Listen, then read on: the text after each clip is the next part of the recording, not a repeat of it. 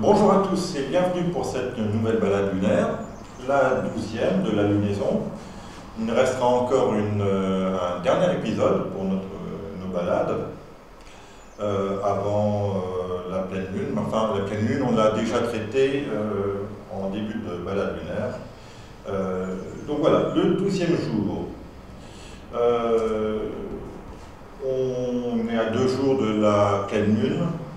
Donc on a un disque lunaire qui est très éblouissant, mais il y a encore des choses intéressantes à observer, toujours au terminateur. Alors le terminateur, il est... voilà, le terminateur, c'est cette zone-là. Cette région du terminateur, donc là c'est le 2e jour, mais vous pourriez aussi la voir 11 jours après la pleine lune, au moment où le soleil se couche à sa surface. C'est une photo de Robert Pettengill, un Américain. Et c'est on dirait pas comme ça, mais c'est une photo en couleur. Mais bon, c'est le lot des photos en couleur de la Lune, c'est pas très flashy, quoi, les couleurs. Alors, on va s'intéresser maintenant aux grandes formations. Alors, là, comme on est proche de la pleine lune, les grandes formations, on les a quasiment toutes vues. Il restera une grande encore à traiter la prochaine fois. On va s'intéresser à la mer du Froid. En fait, la mer du Froid, on aurait pu la présenter bien avant, parce qu'en fait, c'est une mer qui est toute en longueur, toute horizontale, et c'est une mer en fait qui apparaît au bout du 5e jour de la lunaison, et au fil des jours, on va pouvoir la voir au terminateur jusqu'au 12e jour. Voilà. Donc, on va pouvoir la découvrir au terminateur du 5e au 12e jour. Entre le 12e et le 19e jour, là on la voit entièrement, mais on a moins les détails intéressants du terminateur. Elle est beaucoup moins contrastée. Alors c'est une mer qui fait, tout en longueur, comme ce que j'ai dit, qui fait 1800 km de long, 200 km de large, qui est au nord de la Lune, qui est au nord de la mer des Pluies. D'ailleurs, on voit ici la mer des Pluies, le cratère Platon, la vallée des Alpes, donc toute cette zone-là.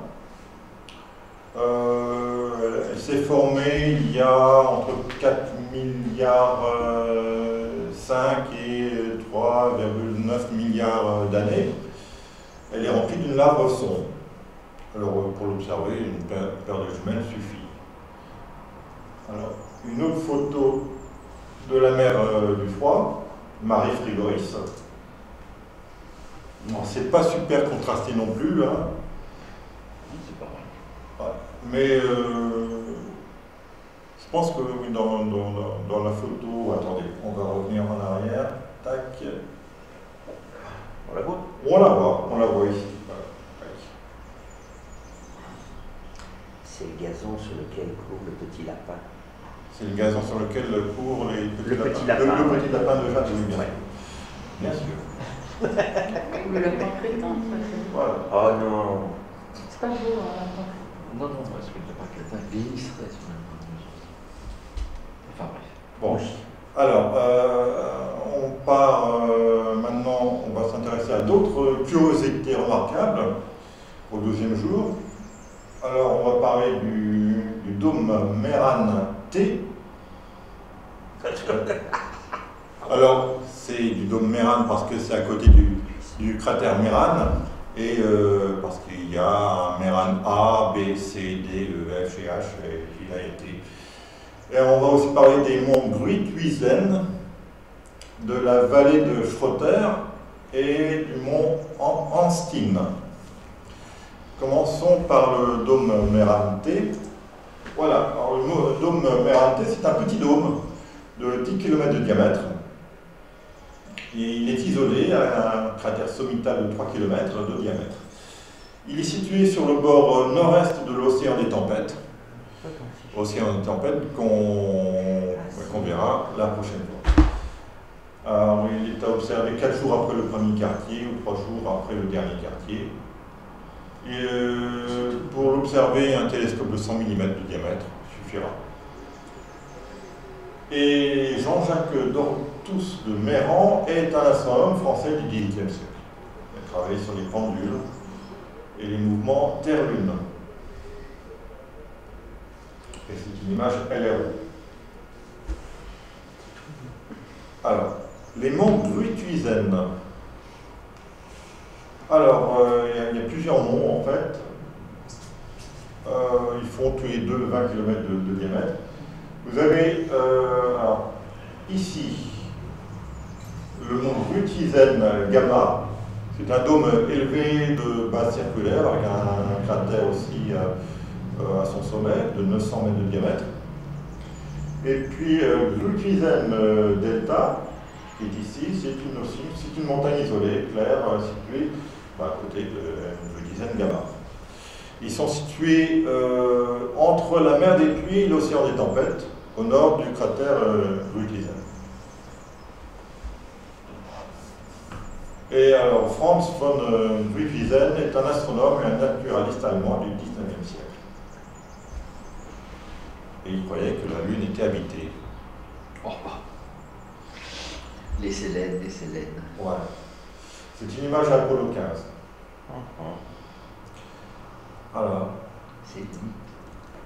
La vallée de Schroeter, Vallis Schroeteri, c'est une très très belle rainure en fait qui fait 160 km de long, 10 km de large, en moyenne, peu large. Elle se dirige vers le nord, puis oblique vers l'ouest, puisque sa largeur en fait varie entre 6 à 10 km et diminuant à 500 mètres à son extrémité ouest. Alors, elle débute à 25 km au nord du cratère Hérodote. Et c'est à observer 4 jours après le premier quartier, ou 3 jours après le dernier quartier. Et un télescope de 100 mm suffira. Johann Schroeter est un astronome allemand du XVIIIe siècle. Et sélénographe, spécialiste des rainures et des dorsales. Donc ils ont bien choisi le nom pour cette vallée, qu'on verra tout à l'heure avec la Koutna. Alors, le mont Anstine. Le mont Anstine, c'est une forme un peu triangulaire, de 40 km sur 30 km, montagne isolée, située entre les cratères Anstine et Billy. C'est à observer 4 jours après le premier quartier, ou 3 jours après le dernier. Et là, pour l'observer, une lunette de 50 mm suffira. Et c'est Christopher Anstine est un astronome et géophysicien norvégien du XVIIIe siècle. Et il découvrit les variations du champ magnétique terrestre en 1821. Voilà. Image lunar orbital 4. On va passer maintenant au cratère. Alors, les cratères du jour, il y en a surtout un qui est connu et les autres on les connaît beaucoup moins. C'est pas John Herschel qu'on connaît. On va voir John Herschel. On va commencer du nord vers le sud, hein, comme d'habitude. On va ensuite s'intéresser au cratère Prince. On va s'attarder sur Aristarque, un cratère bien connu. À côté de lui, il y a Hérodote, Marius, une belle découverte aussi, Marius. Ça n'a rien à voir avec la trilogie de Pagnol. Oui, j'y pensais, Fanny et lui. Non, non, il n'y a pas Fanny ni César. Flamsteed, on connaît le nom, mais on ne savait pas qu'il avait un cratère. Latron, Billy, Mersenius et Doppelmayr. Alors, John Herschel. C'est un grand cratère qui fait 158 km de diamètre. Il est quand même bien effacé là quand même. Il doit dater de pas mal de temps. Voilà. Il fait 1300 mètres de haut, formation circulaire, avec des versants peu escarpés. Les murailles sont peu élevées, en partie démantelées, et avec un fond plat immense, avec pas mal de crevasses, de monticules, de cratérlets. Alors on voit bien aussi qu'il y a des petites crevasses là, par exemple. Plein de cratérlets aussi. Pour l'observer, comme il fait quand même 158 km de diamètre, une paire de jumelles, c'est accessible aux paires de jumelles, grossissant 10 fois. Et puis John Herschel, on le connaît quand même un petit peu, nous les astronomes, c'est un astronome anglais du 19e siècle, fils de William Herschel. Il a étudié les nébuleuses, les étoiles doubles et variables, et surtout dans l'hémisphère sud. Et il a créé aussi un catalogue de nébuleuses et d'amas de 5096 objets. C'est une image de Lunar Reconnaissance Orbiter.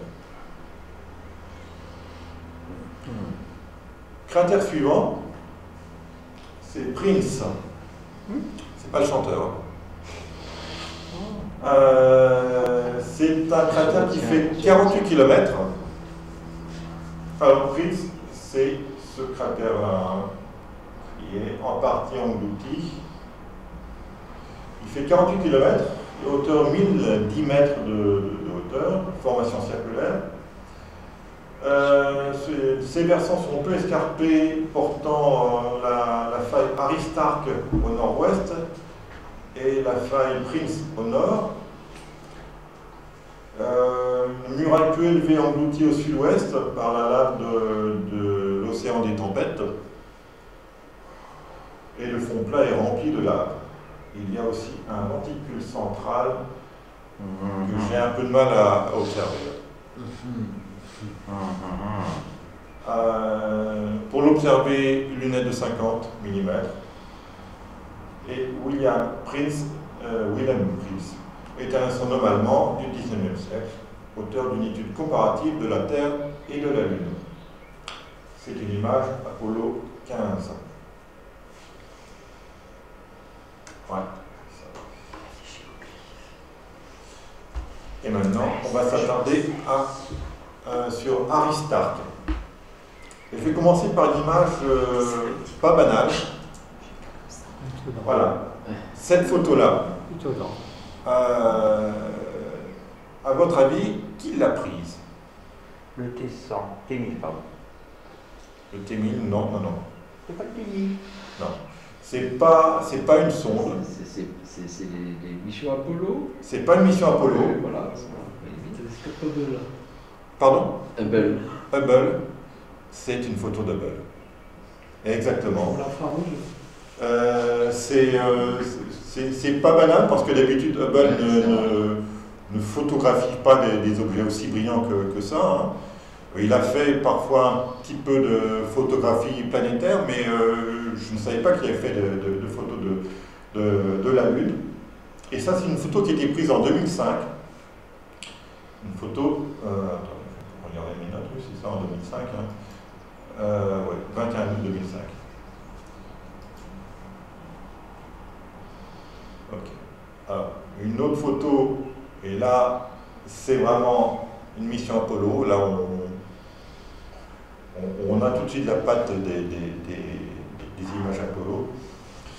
Alors, Aristarque, c'est un cratère qui n'est pas très grand quand même, 40 km de diamètre, mais qui fait 3000 mètres de haut. C'est une formation circulaire qui est visible, y compris durant la lumière cendrée. C'est-à-dire que dans la partie sombre, en fait, au début de la ce petit point lumineux dans la lumière sans raie. Donc, il y a des rayonnements importants partant d'Aristarque. Il y a aussi des phénomènes transitoires et il forme un couple intéressant avec Hérodote, dont on va parler juste après. C'est un cratère qui est jeune, 450 millions d'années, pas jeune à l'échelle du système solaire. Ses versants sont escarpés, surtout au nord. Et une muraille élevée en gradin, un fond plat peu étendu et une petite montagne centrale. La petite montagne centrale, elle est là. Ah, d'accord. Et toute cocotte. Voilà. Et pour l'observer, une lunette de 50 mm. C'est une image de la mission Apollo 15. On va dézoomer un petit peu et on va s'intéresser, voilà, à toute cette région-là qui est en fait le plateau d'Aristarque en fait. C'est sur un plateau de 300 km de diamètre environ, à l'ouest de l'océan des tempêtes. Donc là on a Aristarque, on a la vallée de Schroeter qu'on a vu tout à l'heure, et là on a Hérodote.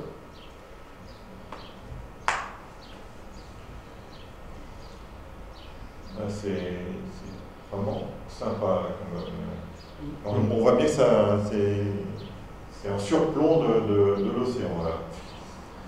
Alors, Aristarque, c'est un astronome grec du IIIe siècle avant Jésus-Christ. Il a inventé la théorie héliocentrique et il a inventé aussi une méthode de calcul des distances du Soleil et de la Lune. C'était une mosaïque d'images de lunar reconnaissance orbitaire. On va, avec l'image suivante, ça va être aussi une image de LRO, et une image du pic central. Voilà. Donc il n'est pas très grand, mais voilà. Les zéniths. Ouais. On ne voit pas les remontées mécaniques là par contre. Non. Ah non, mais on sait où ils vont faire du ski. Alors, cratère suivant. Ouais, non, il n'y a pas de pierre qui roule là. On en verra tout à l'heure. J'ai fait un repérage tout à l'heure de pierre qui roule. Alors, le cratère suivant, c'est Hérodote, qui est à l'autre bout de la faille de la vallée de Schroeter. C'est un cratère qui fait 35 km, hauteur 1440 mètres, formation circulaire. Les versants sont escarpés au sud et à l'est. La muraille est peu élevée, porte un cratère Hérodote N au nord. Hérodote N, je pense qu'il est celui-là. Le fond plat est rempli de laçons et c'est le point de départ de la vallée de Schroeter. Voilà. Hérodote est un historien grec du 5e siècle avant JC. Grand voyageur, il vécut à Athènes et auteur des histoires en 9 volumes. Voilà, histoire. Et il faut une lunette de 50 mm pour observer. On va passer maintenant à Marius. Alors Marius. Oh, il a un trou au centre. Ouais. C'est un cratère de 41 km de diamètre. Ouais. Qui fait 1670 mètres de haut. Formation circulaire isolée. Située dans la partie est de l'océan des tempêtes. Ces versants sont peu escarpés, portant de nombreux dômes au nord et à l'ouest, et un peu moins au sud.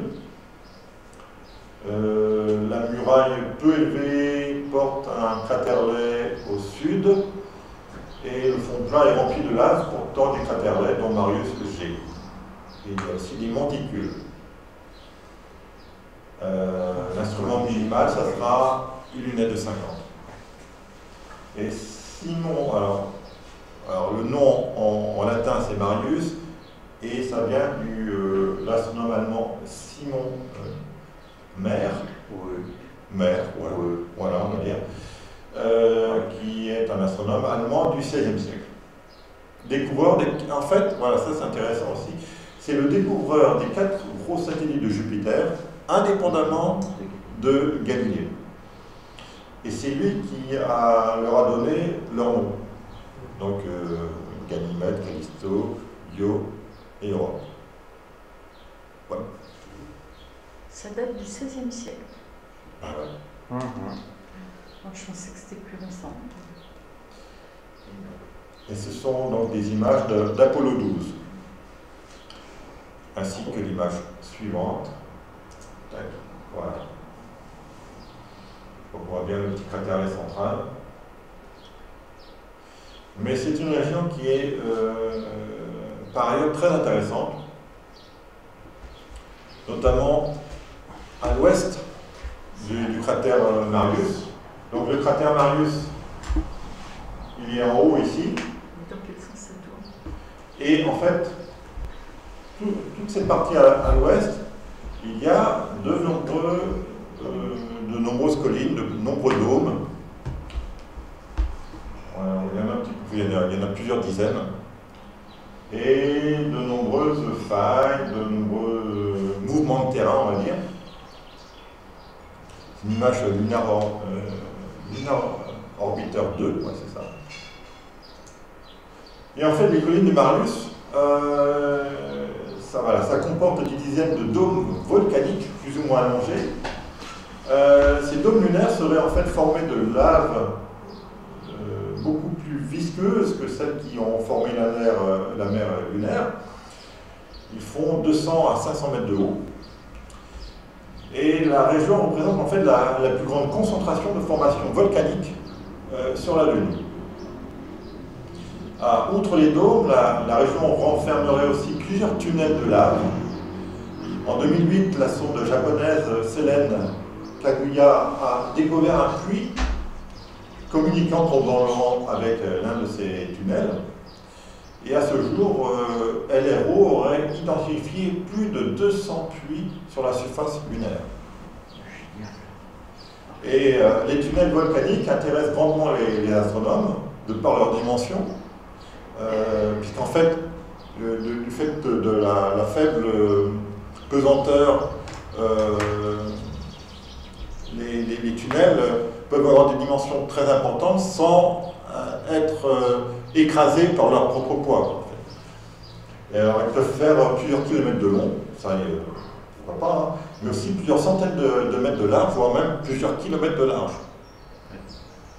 Donc, en souterrain. Ils pourraient notamment être d'excellents abris pour de futures colonies lunaires. Et là, en fait, l'image à gauche, en bas à gauche, là, bah, c'est justement l'un des puits observés photographiés par LRO. Alors, il y a justement un article. Voilà. On va aller sur le site LRO. Voilà.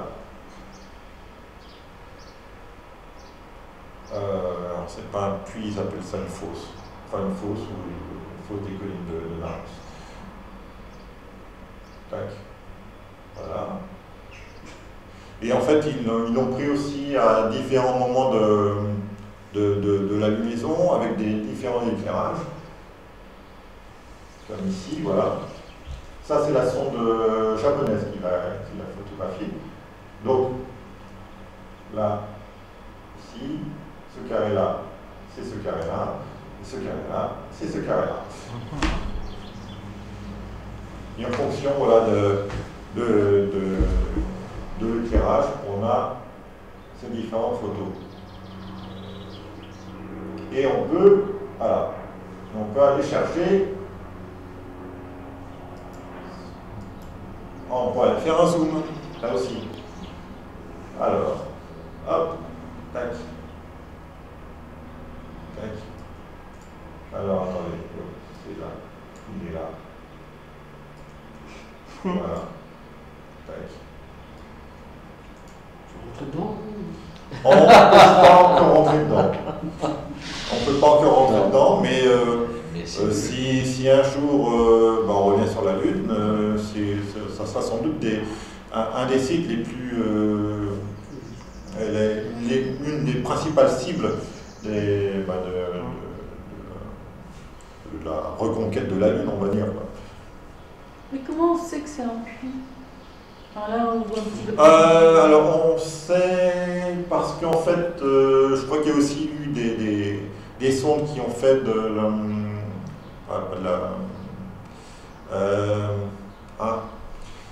ils n'ont pas observé dans le visible, mais dans le. Attendez, je vais regarder ici. Attendez. Là, on dirait une petite tache noire. Enfin... Tac.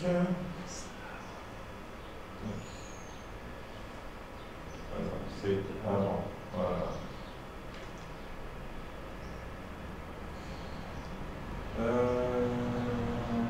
Tac. Voilà. Non, c'est pas là que j'ai vu en fait. C'est sur Wikipédia, en fait, ils ont utilisé des. Sonar. Voilà, des sonars, Ah, c'est ça. Voilà, des sonars. Pour voir en fait qu'il y avait en dessous, sous terre, il y avait des cavités importantes. Et il y a comme ça des puits, il y en a à foison, il y en a plus de 200, au moins. Il y en a aussi du côté de la mer de la Sérénité. Mais c'est vrai que là, la région de Marius, c'est vraiment la principale région volcanique et avec pas mal de choses à vivre. Et Marius, en fait, devait être un des sites principaux d'atterrissage, d'alunissage pour Apollo 15. Ils ont préféré au dernier moment aller ailleurs, mais ça aurait pu être là où il aurait pu alunir. Et bon, de toute façon, ça va pas rester suffisamment longtemps pour faire des découvertes intéressantes comme on en fait actuellement. Alors, je vais quitter ici. Okay. On va continuer avec le cratère Flamsteed. Flamsteed, on le connaît bien, nous. Mais c'est aussi un cratère sur la Lune, un cratère de 22 km de diamètre. Formation circulaire isolée, située à l'intérieur de l'anneau de Flamsteed P. On verra tout à l'heure sur la photo de la Lune annotée, voire même peut-être aussi sur... Alors les versants sont assez escarpés, la muraille assez élevée, et le fond plat est rempli de lave. Et John Flamsteed, on le connaît bien parce que c'est un astronome anglais du XVIIe siècle, premier directeur de l'observatoire de Greenwich en 1676 et surtout auteur d'un système de projection cartographique et d'un catalogue de 3000 étoiles. Encore un petit peu utilisé. En fait, quand vous avez dans vos cartes du ciel, dans vos logiciels de cartes du ciel, des étoiles qui commencent par un chiffre, 51 Pégase par exemple, ça fait partie du catalogue Flamsteed. Il y avait un catalogue précédent qui était le catalogue de Bayer, là c'est les lettres grecques, Beta Pictoris, Gamma, Dauphin, tout ça, c'est le catalogue Bayer. Mais ensuite il y a eu le catalogue Flamsteed, plus important encore, avec beaucoup plus de 3000 étoiles, qui est encore un petit peu utilisé, surtout par les amateurs. Et là, c'est une image Apollo 12. On continue encore plus au sud avec l'Étron. C'est un cratère qui est bien abîmé, bien, on va dire, ressemble plus à grand chose, hein, il ressemble plus à une baie qu'à un cratère. C'est un cratère qui fait 119 km de diamètre, 1200 mètres de haut, formation circulaire abîmée, les versants plats au nord et escarpés au sud. La muraille est engloutie dans la lave de l'océan des tempêtes au nord. Il n'y a pas de doute. Parce que tout ça, ça a disparu. Il y a un fond plat immense, voilà, portant l'étron B au sud-est. Et il y a un reste de montagne centrale visible au bout de la Dorsa Rubaix avec un monticule blanc. Voilà, voilà ce qui reste du pic central. Et il y a une dorsale en fait ici.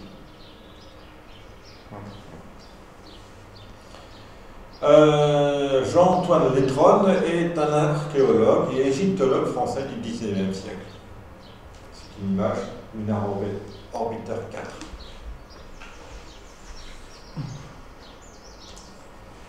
On continue avec Billy.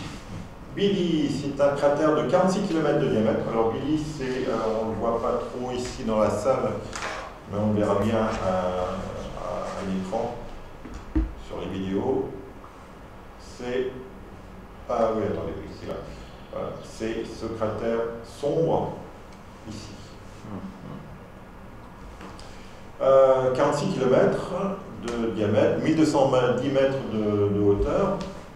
Formation circulaire formant un couple intéressant avec Anstine, qui est ici. Et la montagne Anstine, en fait, elle est là. On l'a vu tout à l'heure.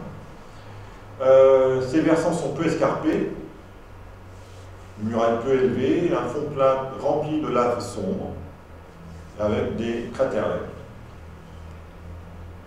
Jacques de Billy est un mathématicien et astronome français du XVIIe siècle. Il est aussi astrologue et croyait en une influence mystérieuse des comètes. Ouais. L'image des héros. L'avant-dernier cratère, c'est Mersenius, ou Mersenne. Alors, il est ici. Voilà. Un cratère de 85 km de diamètre, 2300 mètres de haut, formation circulaire située sur la rive ouest de la mer des Humeurs, qu'on avait vu la fois dernière. Des versants escarpés portant un Mersenius P au nord-est, Mersenius D et Liebig au sud-est. Une muraille en gradin assez élevée et chevauchée au sud par Mersenius N. Le fond est convexe, très étendu. De nombreux cratèrlets, donc une chaîne centrale. Ouais, on l'a devine, ouais. Avec des monticules, des taches blanches et des crevasses. Et le père Marin Mersenne est un philosophe et physicien français du XVIIe siècle. C'est un ami de Descartes. Nombreux travaux, particulièrement en acoustique. Et il a mesuré la pesanteur avec un pendule en 1644.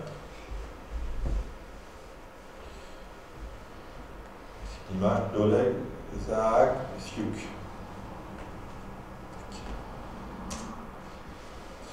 Et le dernier cratère, c'est Doppelmayr, cratère de 65 km. Alors voilà, je ne vous dis pas où il est, hein, je crois que c'est marqué dessus. 65 km de diamètre, hauteur 2700 mètres de haut, donc de hauteur, voilà. Formation circulaire, en partie engloutie par la lave de la mer des Humeurs. Les versants escarpés au sud sont engloutis au nord. Muraille peu élevée au sud. Le fond plat est rempli de lave, mais elle est pas pas mal tourmenté au sud. Il y a une importante montagne centrale, puis aussi des monticules et des lignes de crête. Là, pour l'observer, une lunette de 50 mm. Et Doppelmayr, Johann Doppelmayr, est un mathématicien et astronome allemand du XVIIIe siècle. C'est une image à l'aéro. Alors, la fois dernière, on avait vu Vitello, notamment dans la mer des Immeubles. Alors, le récapitulatif, voilà, on va tout de suite aller sur l'image zoomable. Ah non, c'est là. Tac. Non. Ah oui. Alors, hop. Voilà. Alors, on va zoomer un peu. Attendez, je vais faire. Tac. Voilà. On part du nord. Donc là, on a la mer du Froid. On a commencé à voir au 5e jour de la lunaison. Et qu'on verra entièrement au 12e jour. Voilà, on a le cratère John Herschel, ici. Alors, les dômes, on se rapproche, donc là, pas trop quand même. Merante, il est au bout ici, il est là. Les monts Gruithuisen, là, on a la mer des Puits, là, l'océan de Crète. Donc c'est entre les deux. Et le cratère Gruithuisen est là. Et donc les Gruithuisen gamma est là. Gruithuisen bêta, je crois. Je ne sais plus, c'était, je crois que c'est ça. Bêta est là. Donc les deux monts Gruithuisen sont là. On descend. Alors, ici on a Prince. Un cratère à moitié englouti. On a Aristarque, très brillant. La Wallenschrotter, ici. Hérodote. Et là, on a le plateau d'Aristarque, cette région-là. Ici, on a Marius, et puis toute la zone des collines de Marius ici, qui doit être quand même un peu difficile à observer au télescope amateur, mais enfin bon, si on a un télescope suffisamment puissant, il y a peut-être des choses à voir. Peut-être pas le puits quand même, la fosse, ça sera un peu compliqué. Ouais. On descend bien au sud là pour voir Flamsteed, formation isolée. Et voilà, Flamsteed, on avait dit qu'il était dans la. C'était pas la boucle. Enfin voilà. Ah, une sorte de cratère fantôme. Flamsteed qui est là. Et Flamsteed est à l'intérieur. Vous avez ici les trônes, donc on voit la moitié du cratère, l'autre moitié est engloutie par la lave de l'océan des tempêtes.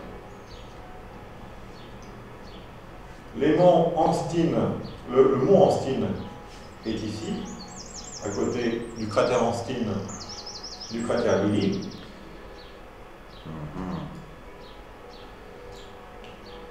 Donc là, on a la mer des Humeurs.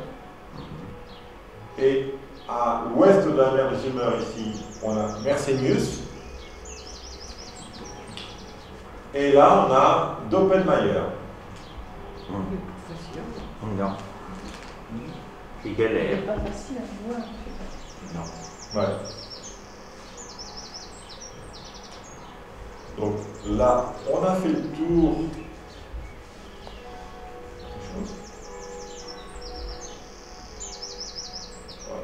Voilà. Donc on revenait toujours le lapin de jade. Voilà. La mer des pluies. Copernic.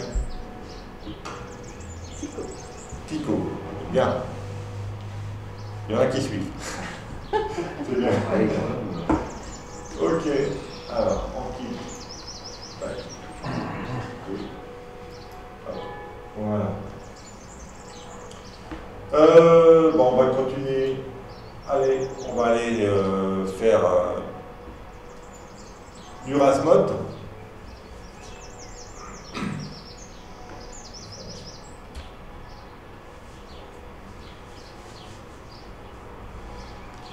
Le temps que ça charge. Alors. Ok. On va aller du côté d'Aristarque. Ouais.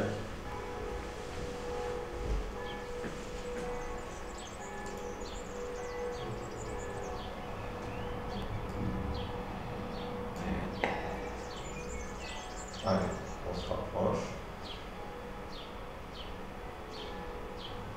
Voilà. Bon, je crois que c'est par là que j'ai vu les trucs.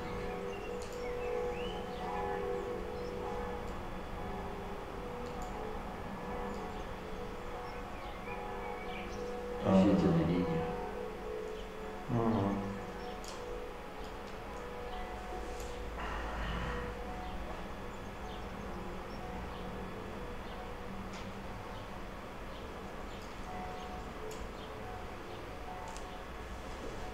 Il y a une splendeur. Tac. Ça brille, il y a peut-être de l'eau. C'est vrai que là, la photo d'Aristarque en haute résolution, il est éclairé de partout. Donc il y a moins les contrastes de lumière qu'on avait avec d'autres.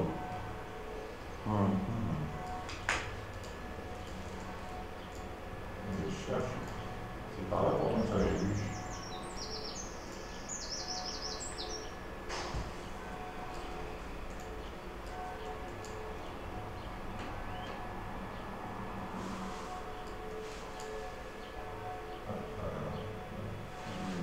Là, il y en a.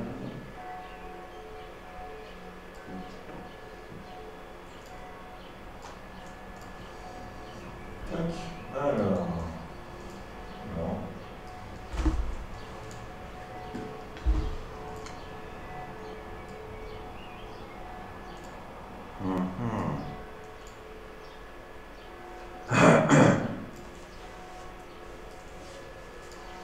Par contre, il y a du glissement de terre. Ouais, il y a quelques mouvements de terrain, oui. Il y a la manche.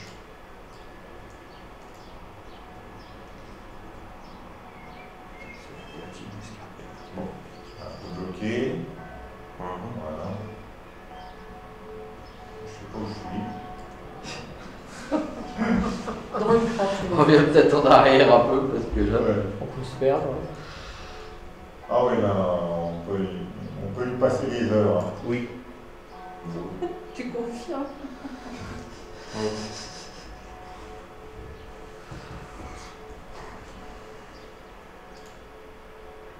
Tac.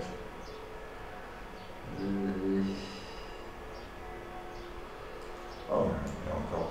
Ah, voilà, je crois, non. Oui. Voilà. Voilà, oui, il faut que ça charge. Ramener un peu plus du côté de la lumière. Non, c'est encore autre chose, ça. Ouais. C'est pas de la.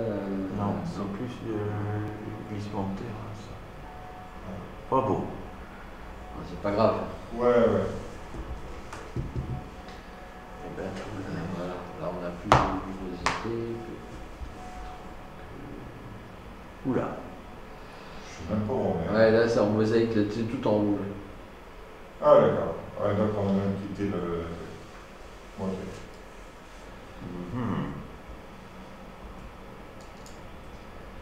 Schroeder. Là. Schroeder. Ah, par là, c'est pas mal aussi. Ah,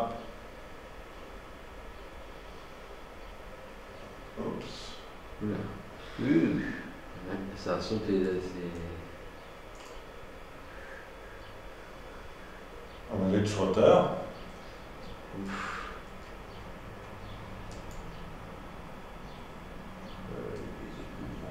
Il y a des cailloux.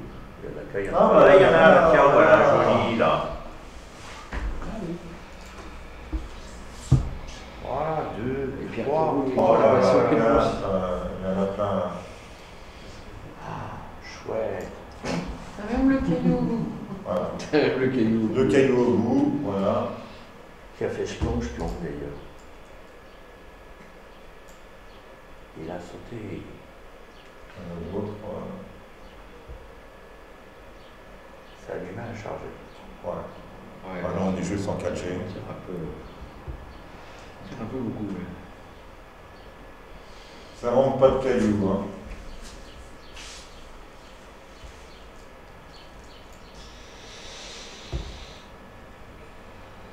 On peut peut-être essayer d'aller voir du côté de Marius. Alors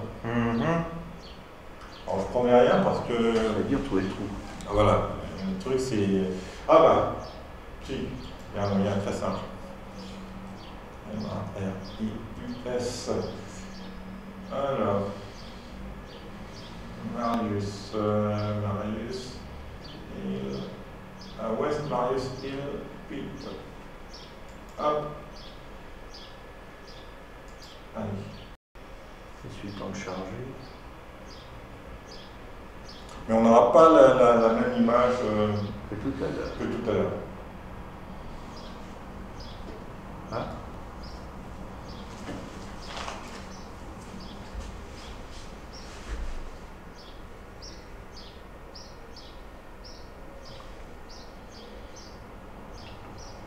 Voilà. Vu comme ça, c'est moins impressionnant que tout à l'heure.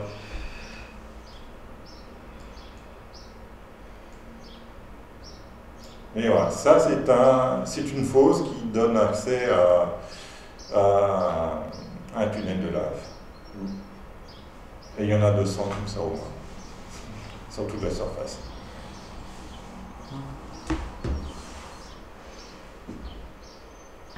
Et pourquoi ça s'écroulerait pas si on marche dessus? En tout cas, déjà là, ça ne s'écroule pas parce que la pesanteur est 6 fois moindre que sur Terre. Oui, mais si tu marches dessus, si tu roules dessus avec des engins lunaires, ça va faire du poids, même si tu n'as pas de pesanteur. Ouais, mais ton poids, tu aussi, pèses ton poids beaucoup aussi. moins lourd. Ah oui, c'est vrai. Rezoom avant, Eric, qu'on voit un peu par rapport à là. De toute façon, arrive au pixel. Rezoom à fond. Hop. Ouais.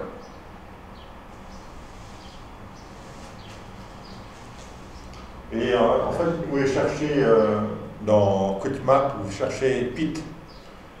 Et vous avez, il y aura pas mal de PIT, normalement. Voilà. C'est bon. Voilà, un Speed. Anton Speed. Schroeter. Ah bah tiens, Schroeter PIT. Il doit y en avoir aussi. Ouf. Ah mais ça c'est le cratère, c'est pas le... Ah ouais. Oui, mais bon. Ouais, ça va être un peu dur. Là, là, mais ça va être pas être compliqué. facile là. Non. Ouais. Et c'est pas un truc à observer au deuxième jour, de toute façon. Alors, tac,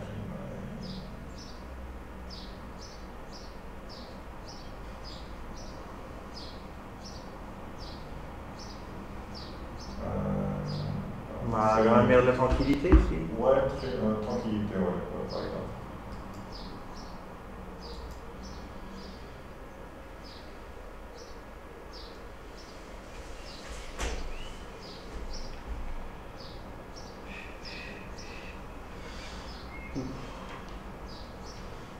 Il y a un truc là. Ouais, là. Sous la tâche Voilà. métropole. Voilà, la même chose. Un grand trou noir.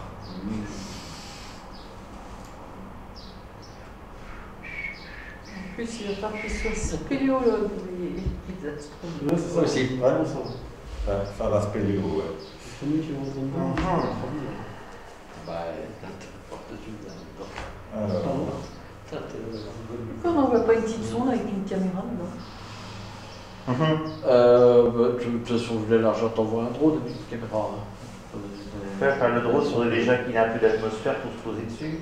Oui, ça va pas être facile. Sinon, il va pas beaucoup voler. Hein.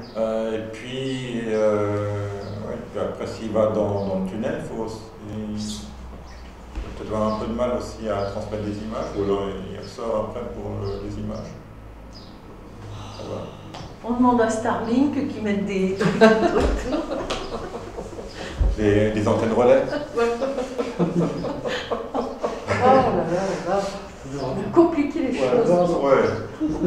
Oh. Ça, c'est des puits, mais l'important, c'est de trouver l'entrée qui. Ah, je crois que l'entrée du puits là, de Marius fait une trentaine, quarantaine de mètres, 60 mètres, je crois. Mais c'est plus facile d'arriver par une entrée qui est presque horizontale pour accéder dedans, puis ensuite aussi. Et Fanny et César, ils sont cachés dedans. Voilà. Mais après, vous pouvez aussi faire des recherches sur Wikipédia. Il y a un article intéressant sur Les pics. sur les fosses lunaires. Voilà.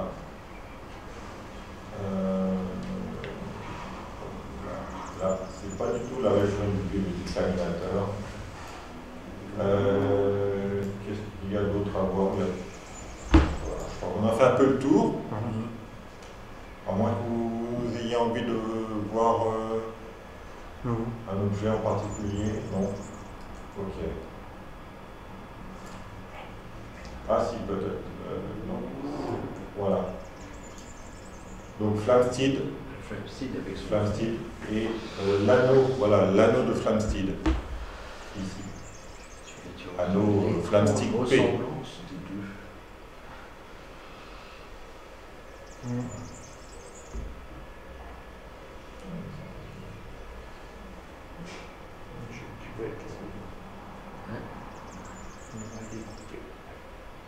Non, il ne veut pas. Il veut pas. Tant pis. Parce qu'il avait l'air de bien régulier, mais non. Ouais, tant pis. Ok, bon, on va quitter Flamsteed et on va quitter la Lune. C'est la zone 52. Ouais. Voilà. Donc, cette balade lunaire, comme d'habitude, c'est faite en se basant sur le chapitre La Lune au jour le jour de Pierre Bourges, à la fée des étoiles. Pierre Bourges, Jean Lacroux. Il a été fait aussi grâce au concours du logiciel Atlas virtuel de la Lune, Virtual Moon, de Patrick Chevalet et Christian Legrand. Et puis, je me suis aussi beaucoup basé sur les images et les contenus Wikipédia et Wikimedia.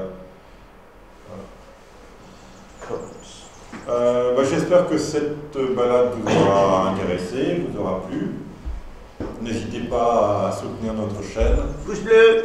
Voilà, pouce Allez. noir, on fait jouer. Non, il est Enfin, bleu. on parle de pouce bleu, mais moi Il est bleu. sur ma page YouTube, moi j'ai changé les couleurs, donc c'est en noir. En sombre. J'ai affichage Pouce sombre. bleu. Pouce vers le haut, voilà. Affichage sombre, donc du coup, il n'y a Voilà. pas de couleur bleue, quoi, mais bon, pourquoi pas. Soutenez toujours la chaîne, quoi qu'il en soit, avec les pouces vers le haut, et voilà. Et puis, à la prochaine fois pour la dernière séance des balades lunaires consacrée au 13e jour de la lunaison. Au revoir. Salut. Allez. À la prochaine.